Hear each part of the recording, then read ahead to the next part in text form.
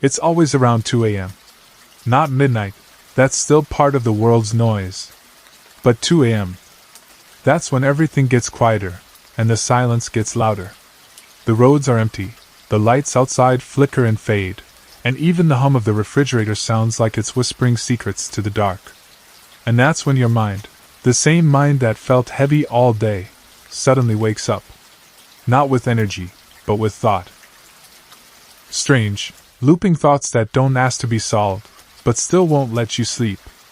You stare at the ceiling, and somewhere between the shadows and the fan blades, you start thinking about things you told yourself you were done thinking about. People who left quietly. Words you didn't say. Moments you should have walked away, but didn't.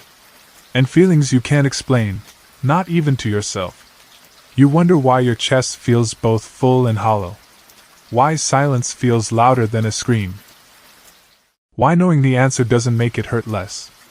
And why, even when everything is fine, it still doesn't feel right. This is the hour when logic loses its shape and emotions become sentences you can't finish. You don't know whether you're overthinking, or if you've finally hit something real. But somewhere in the fog, your thoughts circle back to a strange idea, a soft contradiction. A paradox. A quiet kind of truth, that shouldn't make sense, but somehow, feels like the only thing that does. Like the more you try to rest, the more awake you feel. Like the more you try to let go, the tighter you're holding on. Like the more you explain yourself, the more misunderstood you become. These aren't just random thoughts. They're loops. Whispers of something deeper. A logic the heart understands, but the brain keeps trying to untangle. At 2 a.m., the world isn't asking for productivity. It's not asking for perfection. It's not even asking for peace. It's just sitting with you, in the dark, waiting. Because sometimes, the silence isn't empty. It's full of things you haven't dared to feel during the day.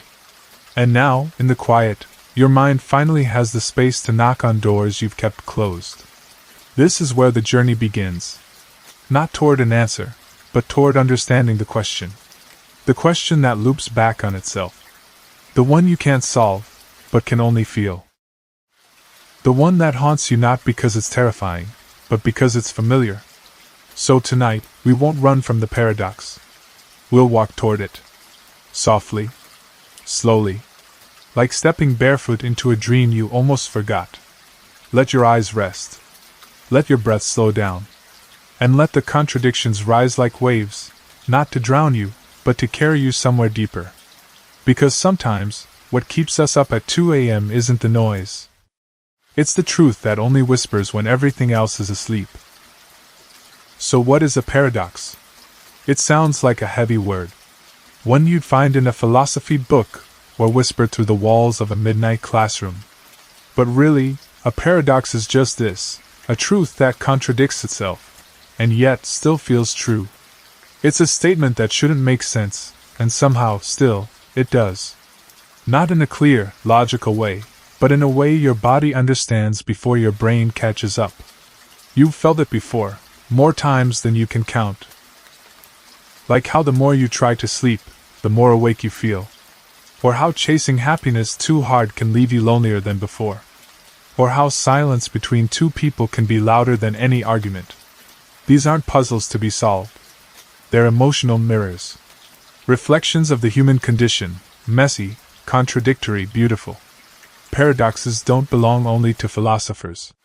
They belong to anyone who's ever said, "I want to be alone, but I don't want to feel lonely. I'm exhausted, but I can't stop thinking. I've forgiven them, but it still hurts." You see, paradoxes are not distant. They're familiar. They echo in the hallways of your heart, in the memories you revisit at night, in the feelings you can't fully name. That's why, when you hear one, it doesn't confuse you, it recognizes you. Because life is not a clean equation. We are not made of straight lines and solved answers. We're made of conflict. Of holding opposites at the same time.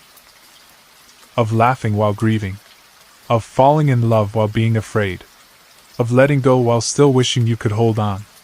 That's the human paradox. And at 2 a.m., when the distractions dissolve, it steps out of the quiet and sits with you. And maybe it doesn't want to be solved. Maybe it just wants to be heard. Because the moment you stop trying to untangle it, the moment you allow it to simply exist, is the moment it becomes something else, a guide. Not to answers, but to awareness. A reminder that you are not broken for feeling two things at once. You are not wrong for being confused by your own clarity. You're just human. And paradox is the language your soul speaks when the world is too loud to hear what your heart already knows. It starts so quietly. One thought. Then another.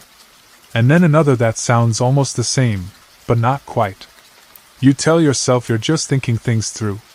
Being responsible. Processing. But suddenly, the room feels smaller. The silence feels heavier. And your thoughts? They aren't moving forward anymore. They're moving around. A thought loop. Soft. Subtle. But relentless. You've been here before. It's like standing in a hallway of mirrors. Each reflection is slightly different, but none of them are real. Just endless versions of the same emotion wearing different masks. Did I say the wrong thing? Why did they pull away? Am I being too sensitive? Was it my fault? Should I have tried harder? Am I the one who always ruins it? The questions multiply, but the answers never come. Because that's the thing about overthinking, it promises clarity, but delivers confusion. It feels productive, but it's only performing the illusion of progress. And you know this. You know that thinking more doesn't always help. You know that peace rarely lives at the end of the 10th mental rerun. But knowing that doesn't make it stop. Because these aren't just thoughts. They're emotional echoes. The mind's way of trying to explain something the heart never got closure from. You're not trying to be dramatic. You're trying to be safe. To find patterns. To protect yourself. To make sense of what hurt you so you can stop it from hurting you again. That's what makes it feel like a paradox. The more you try to understand it, the more confusing it becomes. The more you replay the moment, the further you get from what it really was. The more you seek closure, the more open the wound seems to be. It's not your fault. Your mind is trying to help. It just doesn't know how to rest when the pain is still breathing beneath the surface. Sometimes the mind loops because the heart hasn't been allowed to feel. So you think, because it's safer than feeling. And you analyze, because it's easier than grieving. And you plan, because you don't want to fall apart again. But maybe tonight, you don't need to think your way out of this. Maybe you need to breathe your way through it. Let the thoughts come, but let them pass too. Don't chase them. Don't fight them. Let them be clouds, soft, strange, and moving. Because not every thought is a signal. Not every question needs an answer. Sometimes the loop breaks when you stop pulling on it. Let it unwind. Gently. Without needing to finish the sentence. Without solving the memory. Let silence be enough. Let stillness be a language. And let your mind learn what your body already knows. That it's okay to rest, even if the story isn't finished. Because here's a quiet truth, you don't need to untangle every thread tonight. You're allowed to put it down, even if it still feels unresolved. Especially then. Because that's not weakness. That's wisdom. The wisdom of knowing when to let go of the loop before the loop lets go of you. You told yourself it was over. You made the list in your head, the reasons why it didn't work, why it wasn't right, why it didn't make sense anymore. Logically, it's all there, lined up like puzzle pieces that should fit. And yet, your chest still aches. Your hands still reach for something that isn't coming back. Because the heart doesn't listen to logic. It listens to moments. To silences. To feelings you didn't even know you were storing until they started leaking out in the quiet. And that's the strange thing about emotional logic. It's not meant to be followed, it's meant to be felt. You can know they hurt you, and still miss them. You can know they weren't right for you, and still love the way they once looked at you. You can want peace, and still crave the chaos that made you feel alive. You can even forgive someone, and still grieve what they took from you. It doesn't mean you're weak. It doesn't mean you're broken. It just means you're human. Because the heart has its own logic, soft, fluid, full of contradictions that somehow make sense in the space between breaths. You want to move on, but part of you still lingers at the edge of that memory, touching it like an old bruise, not because you enjoy the pain, but because it reminds you were alive once. And sometimes, the mind gets frustrated. It says, "We've already thought this through. Why do you still feel this way?" But the heart doesn't care about timelines. It doesn't care about checklists or conclusions. It only cares about meaning. And sometimes, meaning lives in things that didn't last. Sometimes it lives in what could have been, or what never had the chance to become. You don't need to explain that to anyone. You don't even need to explain it to yourself. Because emotions are not problems to be solved. They are experiences to be honored. You can feel two things at once. You can be okay and still cry when a song reminds you. You can laugh with friends and still feel that hole at night. You can love your new life and still miss the old one sometimes. That's not regression. That's reflection. That's your inner world adjusting, realigning, reshaping itself to make room for everything you've carried, even the things you didn't ask to hold. So tonight, don't argue with your heart. Don't rush it to feel something it's not ready for. Let it speak in its own language. Let it ache softly. Let it remember gently. Let it contradict everything your mind thinks it has figured out. Because healing isn't linear. It's not a staircase, it's a spiral.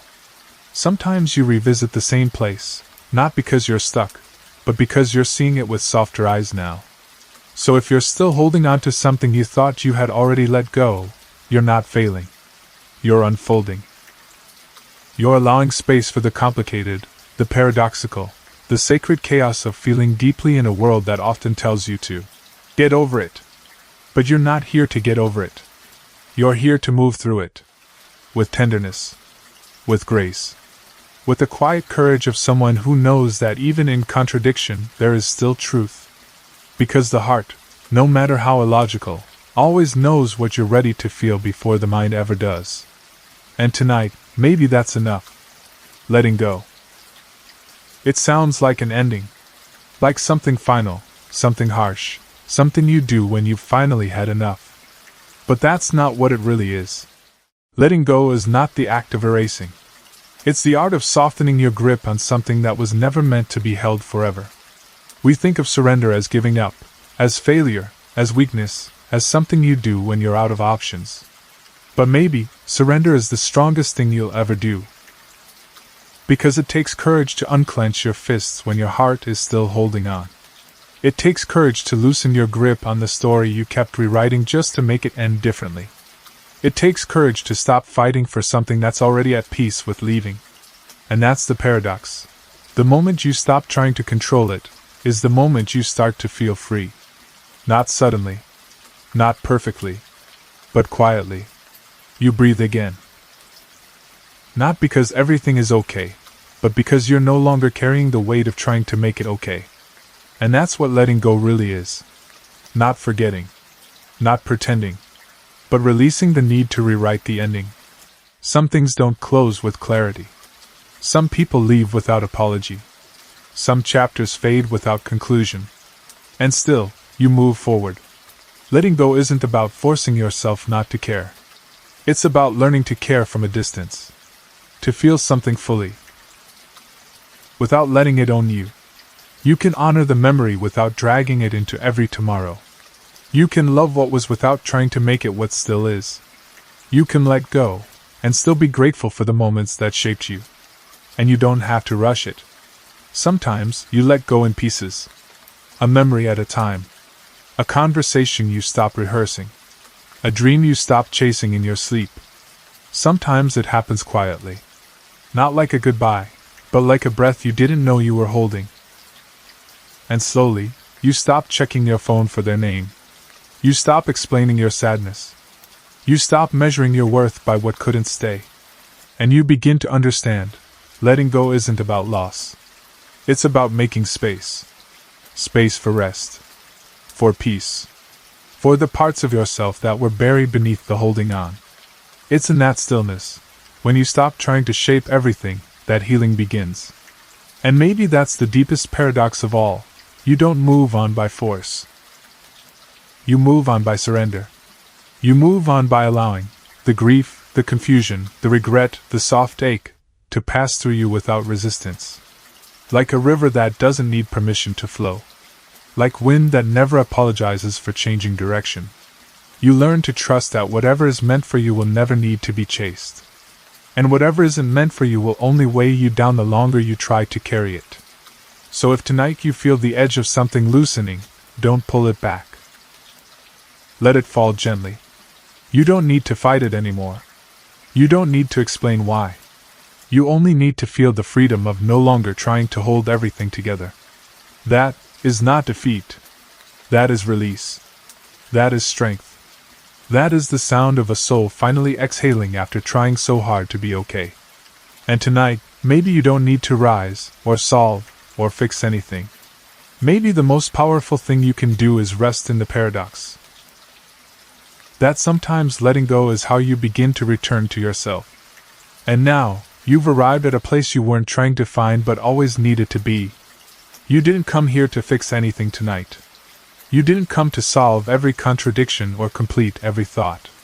You came to breathe, to rest, and maybe, without realizing it, to begin again. Because there is a quiet magic in the moment after surrender. A hush that lives just beyond the letting go. It feels like silence. But it's more than that.